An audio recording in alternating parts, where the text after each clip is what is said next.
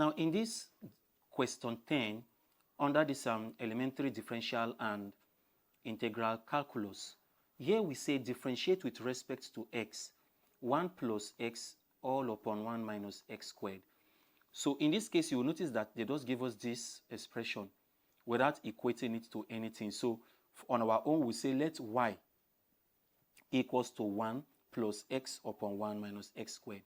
Now, we can use the quotient rule in this case here, but I think it will be far more better for us to apply the knowledge we have under difference of two squares, since the denominators we have 1 minus x squared.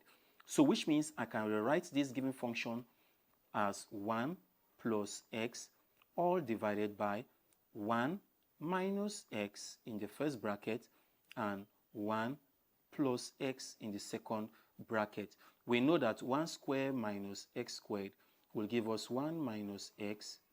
Then we also have 1 plus x, and that is what I applied here. So we can see that the 1 plus x will cancel the 1 plus x. Then we are going to have y equals to 1 all upon 1 minus what? X. Now remember what we did in the previous example, where we are having an inverse function.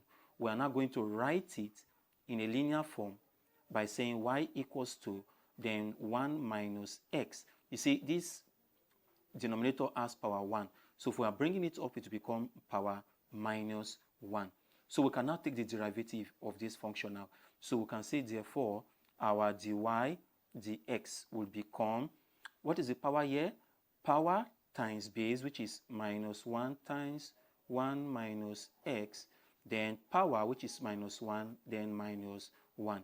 In solving this, we are going to have minus 1, open bracket, pardon me for that, 1 minus x, and if you simplify this, you have minus 2.